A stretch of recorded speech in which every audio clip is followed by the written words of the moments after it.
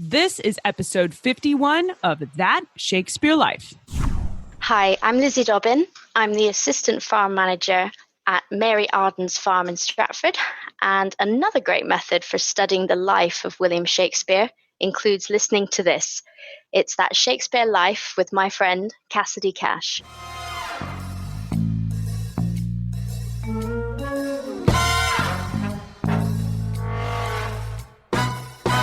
There are a series of edicts really that come out simultaneously all over Europe. Individual begging is either prohibited or severely limited. There are really harsh punishments if you're caught begging in the wrong situation, especially if you're sort of an itinerant beggar. You'd be bored in the ear for the first offense, and you could be even hung for the second offense. Welcome to That Shakespeare Life with Cassidy Cash. Cassidy believes that if you desire to successfully learn or perform Shakespeare's plays, then understanding the real life and history of William Shakespeare himself is a must. That Shakespeare Life is the podcast that helps you go beyond the curtain of some of Shakespeare's most iconic works and explore the world of early modern England as Shakespeare would have lived it, learning from the writers, historians, and performers who know it best. And now, here's Cassidy. For William Shakespeare, the Globe Theatre itself represented a place that brought together a mix of classes. People from high society all the way down to the poorest of the poor observed Shakespeare's plays. But how much of the bard's work acknowledged the poor, and what was the reality of charitable giving going on around William Shakespeare as he was penning some of his famous scenes about beggars? That's the question we'll be asking today as we chat with our guest, Robert Henke. Rob is a professor of drama and comparative literature at Washington University in St. Louis and the author of several works on Shakespeare and theater. Robert joins us today to discuss his book, Poverty and Charity in Early Modern Theater and Performance. We're delighted to have him visit with us and be our guide as we go behind the curtain and into the world of poverty and charity for Shakespeare's early modern England. Hello, Rob. Welcome to the show. Thank you very much. I'm glad to be here. The Globe Theatre was set in a rather shady side of town. So what does that mean in terms of the audience makeup of classes of people viewing plays at the theater? Do you think some of the scenes in Shakespeare's plays are directed at or provided for the lower classes specifically? Well, it was in a shady side of town. There would have been a great mixture of people there. There would have been upper class people certainly going to the Globe, but there certainly would have been some low life. It was in the liberties of London where things like prostitution were not only allowed, but encouraged. So there would have been beggars, poor people would have been visible throughout London, but probably to a greater extent in Southwark, where the Globe was.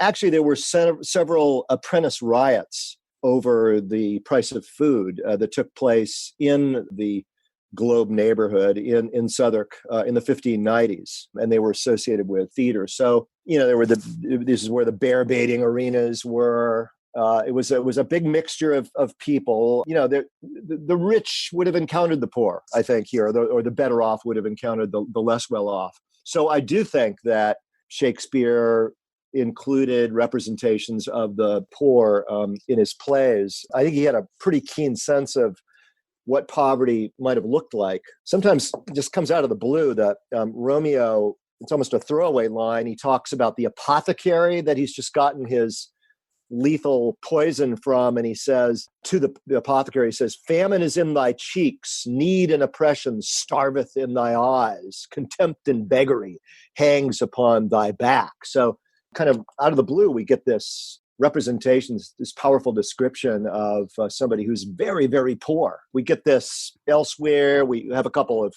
kind of horse carriers in Henry IV, Part 1. They're about to carry things from Rochester to London. They're going to be sort of attacked by Falstaff and Prince Hal and robbed, but they talk about their own poverty. And kind of Shakespeare goes out of his way to make it sound really degrading, even gross. They say, we have fleas in our hair, and the reason we have fleas in our hair is because our masters won't give us any more chamber pots. We have to piss in the chimneys. That's breeding lice, and that's what's causing lice in our hair.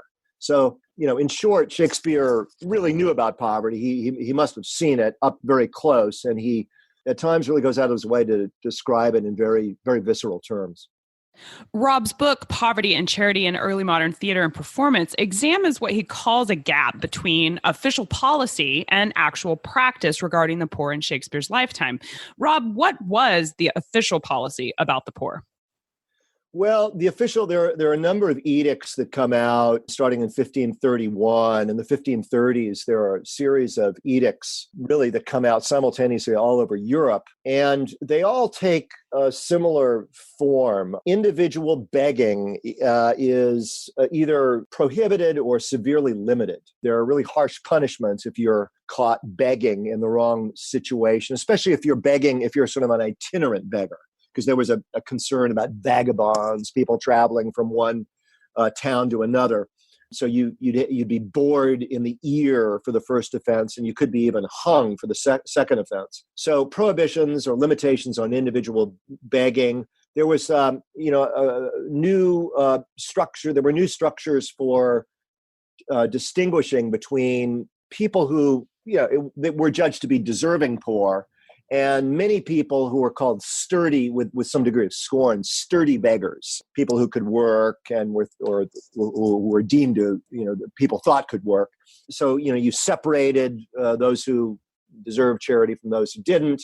Voluntary almsgiving tended to be prohibited. Just, the individual act of encountering a beggar and giving alms to him or her, in favor of organization by the church or by the city to collect taxes that would go to the poor. There were new controls of the poor. There was suspicion that the poor might be cheating you. And there was the tendency to have the church do somewhat less of it, although the church was always involved, but maybe to have the state do more of it. Well, you can definitely see where the drama over the poor is coming from and why it would be inspirational for Shakespeare to include this storyline in his plays. But what are some examples within his plays that demonstrate this gap that you're exploring? There are really a lot of examples. There's a wonderful scene, kind of disturbing scene at the beginning of As You Like It, where Orlando, who's been kicked out of the house by his older brother, has basically become a bandit. And he's taken his old trusty servant, Adam, role that might have been played by Shakespeare, with him on the road. And he's starving. And although he's an aristocrat, he's like the character Edgar in King Lear. He's sort of put himself in the position, willy-nilly, of being a beggar. And he storms into this meal that the exiled Duke Frederick is having, and he raises his sword. He says, "Give me something to eat." As he does that, there's this evocation of how things used to be in the old days. He says, "If ever," this is Orlando speaking to Duke Senior, he says, "If ever you have looked on better days, if ever been where bells have knolled to church, if ever sat at any good man's feast, if ever from your eyelids wiped a tear, and know what 'tis to pity and be pitied, let gentleness my strong enforcement be." So he says, he calls back to these old practices of the wealthy giving poor relief spontaneously, not as dictated by the state. What's been called indiscriminate almsgiving, voluntary almsgiving, and kind of the things that the church used to do. The monasteries used to be major engines for relieving the poor. So we can see gestures towards older ways of doing things, because they'd had these pretty harsh new laws, and then famines would break out. There was a famine in 1595, 1596, when Shakespeare was in the first decade of Shakespeare's career. And that's when these laws would tend to break down, and there'd be calls for the old style almsgiving, along with critiques of inequality and greed. We can see signs of this famine in especially Midsummer Night's Dream. One of the Queen of the Fairies talks about how the land has been blighted. So, in this old belief that giving to the poor was good for your soul, which the new laws didn't really acknowledge. So we see that in As You Like It. I think we see this, the gap between the official policy, older ways, and actual practices in King Lear also, where there's a character, Edgar, who's been framed by his evil brother. He has to go out and take the disguise of a mad beggar. And he presents himself in front of the king, King Lear, who's become a bit of a beggar himself. Lear gives a very, very moving speech about how he's got to really start taking more account of the poor and of the inequalities in his regime.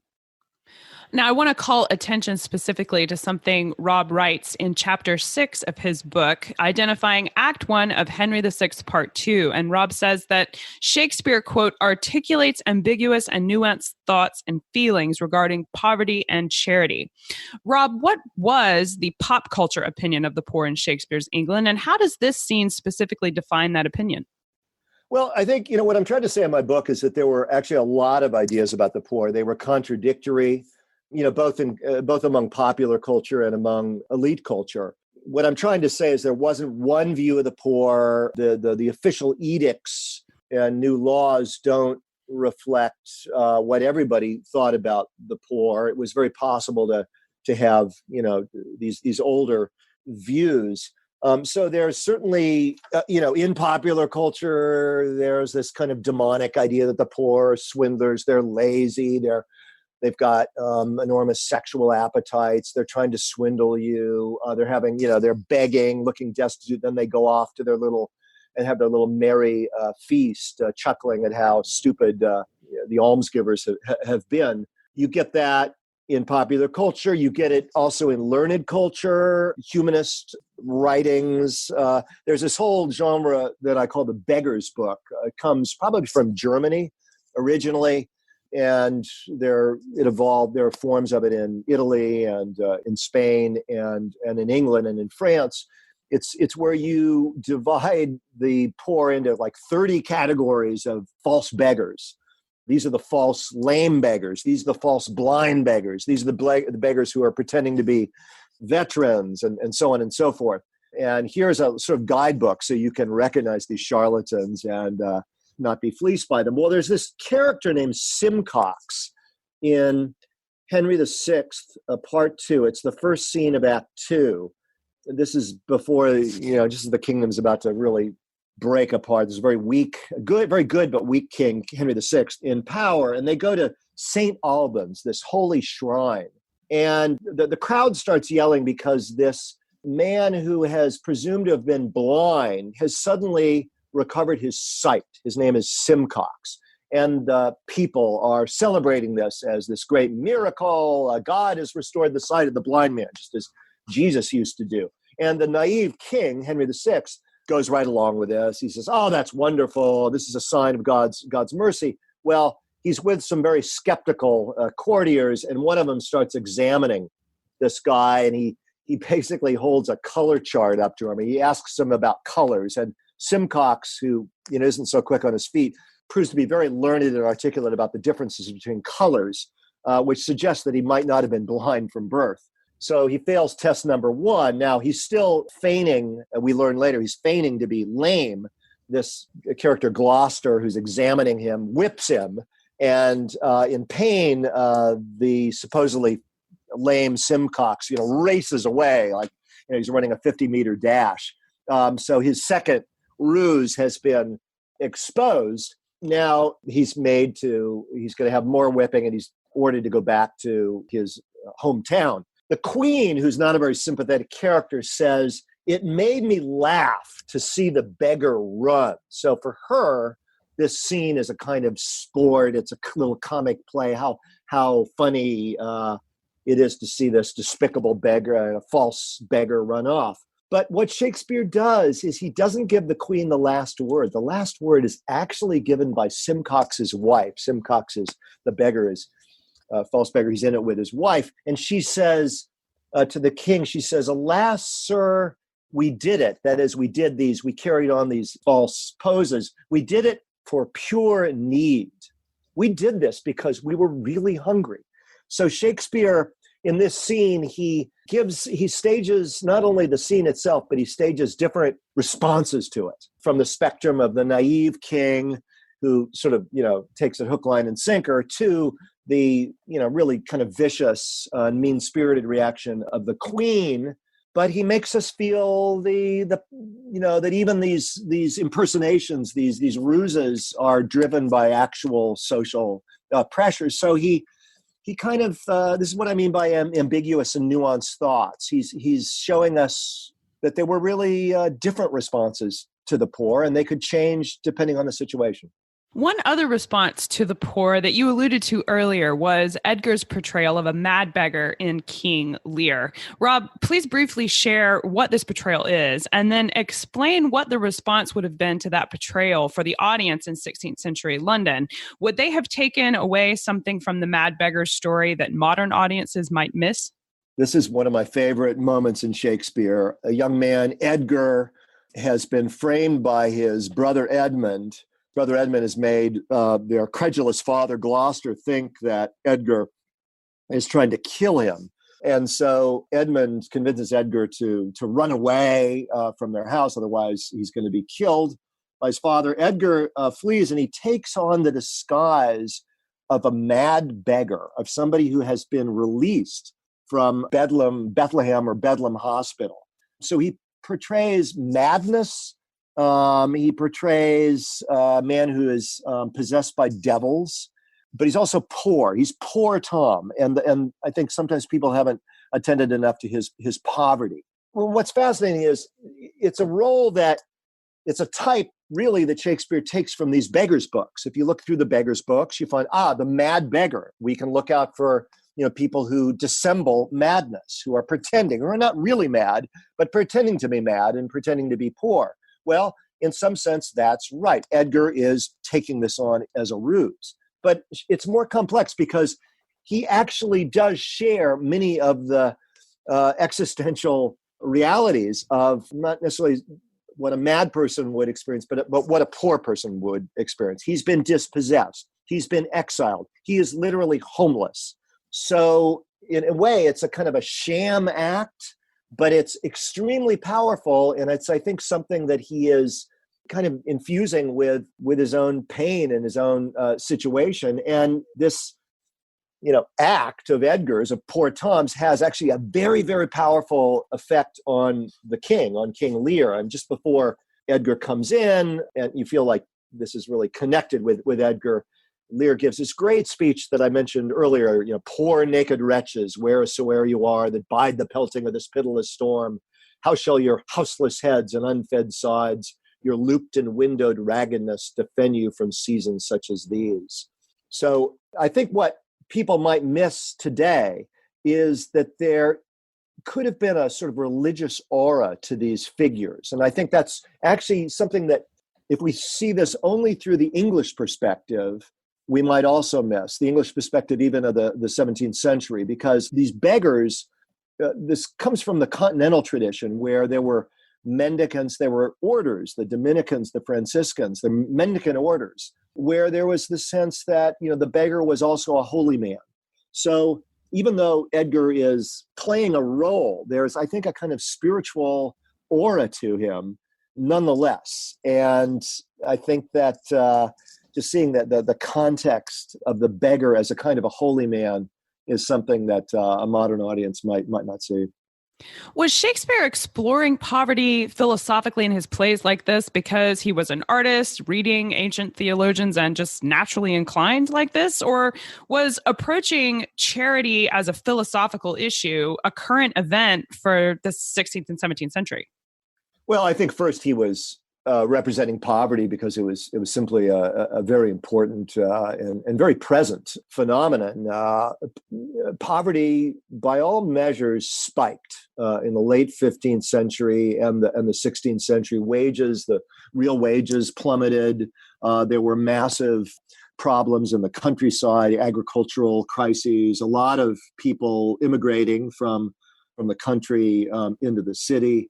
Poverty was very visible. Beggars, it would have been very hard to insulate yourself from the poor, from beggars, from indigents, no matter how wealthy you were in London and other European towns. So it was all around. I think Shakespeare probably saw a lot of rural poverty also. He tends to give equal voice to the kind of devastations of the countryside and poverty in the country as he does to poverty in the city. It was around him.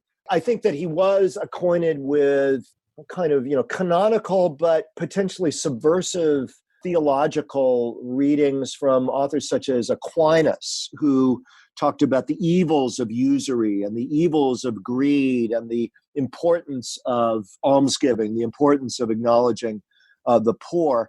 There was another, minor but important ancient philosophical tradition that was just being kind of rediscovered and promulgated in Shakespeare's time. And that's it was actually called cynicism, though the word has a very different sense from ours. It means sort of a cynic is one who lives like a dog. It's related to kunos, one who is poor. The famous cynics in antiquity lived with nothing. And their indigence, their poverty, their simplicity allowed them to have a kind of philosophical perspective on life that others couldn't have. I think that might be behind King Lear's description of Edgar, who's basically walking around with no clothes, as a philosopher. He calls him a wise Theban at one point. And there are, I think, cynic themes in the play Timon of Athens. So, yeah, I think this sort of philosophical understanding of poverty as a kind of wisdom,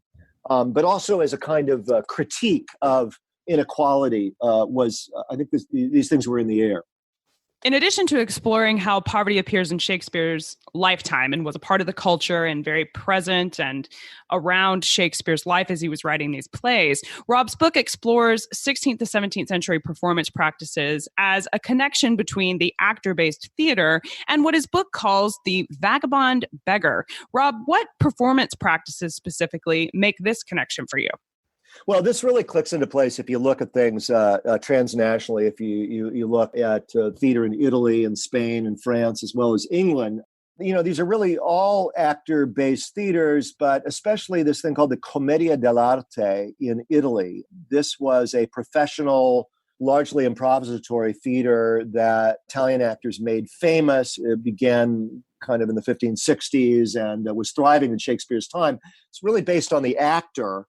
The central encounter of the Commedia dell'arte is between the servant character, who's called the Zanni, Zanni, name kind of means Jack. And the Zanni comes from Bergamo. It's this kind of hill area just east of Milan, where there were historically massive agricultural problems and there were wars. There was a large-scale migration of people that went from Bergamo to Venice. And they came to Venice and they did whatever they could do. So this Zanni, Burgomist Zanni, comes to Venice and he finds a master. And the master's name is Pantalone. Pantalone is a Magnifico. He's a Venetian citizen. He's got wealth, although he is very stingy. And the classic encounters between the hungry Zanni and the wealthy but avaricious Pantalone. So you have gags of hunger and destitution between them. There's a little bit of a glimpse of this in Shakespeare's Merchant of Venice. Lancelot Gobbo, as he's about to leave Shylock. Shylock is a kind of a Pantalone figure. Gobbo says he's so skinny from Shylock's meager table that you could feel his ribs. So I think that this connection between the actor and the beggar is very real in Italy. It was also real in England. There were acts against vagabond beggars starting, the most famous one is in 1572, that say you can't be just a traveling actor, you have to be connected to a nobleman.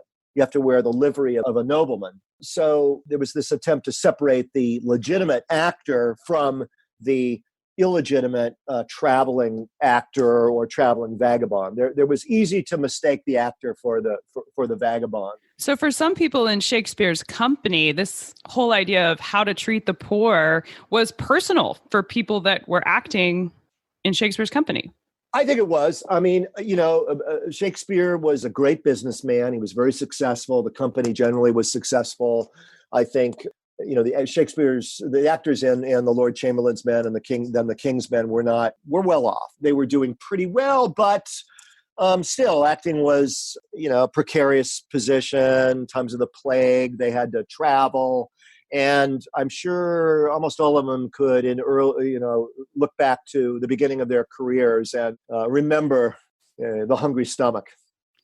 Now, one of the aspects related to the poor and early modern theater that I want to draw attention to is the idea that the poor in 16th century England were generally illiterate. And that seems to go hand in hand for me with the fact that Shakespeare's plays were designed to be heard and not read from a page. What does those realities say about William Shakespeare's personal relationship to London's poorest residents and specifically his illiterate theatergoers?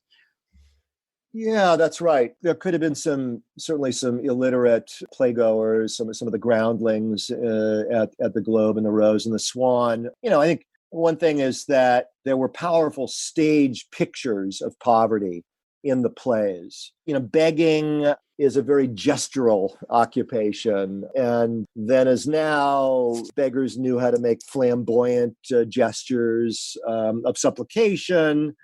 And there might have been very, strong gestures of almsgiving, making one look very magnanimous. So I think that, he can invoke a sense of poverty and these social issues through strong word pictures that would have been legible by the illiterate. And he also, as in that description of the apothecary that I quoted by Romeo earlier, Shakespeare creates very powerful word pictures of the poor and of degradation. Is there a relationship between the box office and almsgiving, considering the lower class nature of the players themselves? Well, there really is. There's a very strong structural connection. Whether or not the actors themselves were poor, and don't mistake me, there were many poor actors. The actors we know of, Lord Chamberlain's men and so forth, were kind of the winners of history, but the vast majority of actors and performers of the time were poor.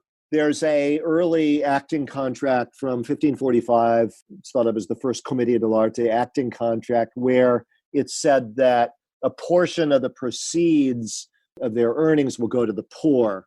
The whole Spanish professional theater was founded on this principle. For every performance in Madrid and Sevilla, other Spanish cities, a substantial percentage of the profits went to the poor. The actors sort of rented out these playing spaces from confraternities, religious confraternities. And there are also examples of rights of the poor levies for professional actors in France and in England also. So, yeah, the box office and the poor were very closely connected. And then there's also, I think, the sense of the traveling actor going from house to house, even when they're going to a very aristocratic house, the sense that they're maybe, they're really dependent on the generosity and magnanimity of the host to keep them from poverty. Well, this is a really exciting topic, the idea of the poor and charity and how it relates to theater and the box office and almsgiving. And I know we'd love to learn more. So what are some of your favorite books or resources, maybe even some of the ones you used while writing your book, that you could recommend we look at when we want to learn more about this?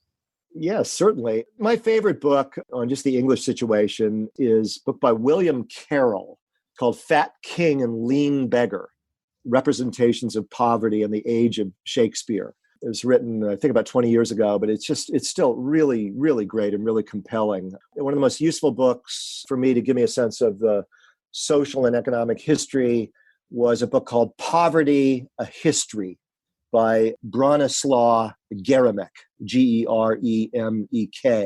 It's been translated from Polish. There's a wonderful book by a guy named Steve Hindle called On the Parish, The Micropolitics of Poor Relief in Rural England. And then finally, there's a wonderful book by Brian Pullan, Pullan, called Rich and Poor in Renaissance Venice. I think it's important to sort of read transnationally because poverty did not really respect boundaries. So there's some very interesting transnational connections. Those are some great resources, and we'll link to those along with Rob's book in the show notes for today's episode. Now, Rob, we ask everyone this next question here at That Shakespeare Life, and that's, what's the one book you would take with you on a deserted island? My friends in England tell me I'm supposed to allow you the complete works of Shakespeare and a copy of the Bible, so your choice would be in addition to those. Right. So given that I've got the Bible and Shakespeare, I thought about this. I thought it should be a book that has a certain, poetic density to it that I wouldn't mind reading again and again, because who knows how long I'm going to be on the desert island, right? So Can I mention two? Absolutely. Possibly. All right. The first I would say is the first of Proust's great novel, Swann's Way by Marcel Proust. Just a lovely, a dense, beautiful book about consciousness and memory, and you can just read it again and again. And I've lately been reading the first of the Alexandria Quartet by Lawrence Durrell, Justine. Really a kind of lyrical novel, and one that you can just kind of read. You could read a page a day of Durrell and not appreciate every single word. Those are great choices for sure. You will undoubtedly be enjoying your deserted island with those books. Well, what's next for you? What are you working on now that you're excited about?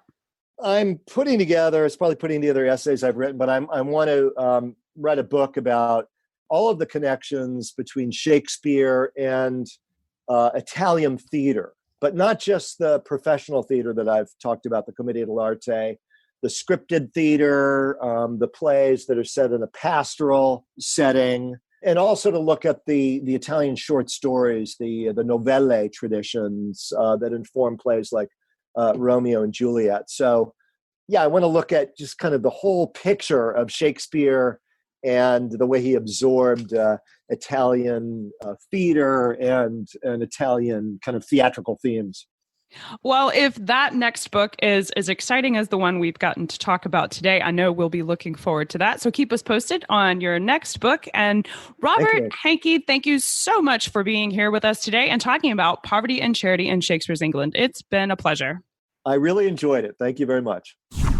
The links to the resources Rob recommended in today's episode, where you can learn more about the role of poverty and charity in Shakespeare's England, including the connection between the poor, the actors, the players, and the theater, can all be found in the show notes for today's episode. You can find all of that and more information about Rob himself at www.cassidycash.com/episode 51. That's cassidycash.com/EP51. That's it for this week here at That Shakespeare Life. I'm Cassidy Cash, and I hope you learned something new about the Bard. Thanks for listening. I'll see you next week. Thank you for listening to That Shakespeare Life. As always, the best conversations happen after the episode over at CassidyCash.com. Become a part of a vibrant Shakespeare conversation by adding your voice over at the website. Until next time, remember, when you want to know William Shakespeare, you have to go behind the curtain and into That Shakespeare Life.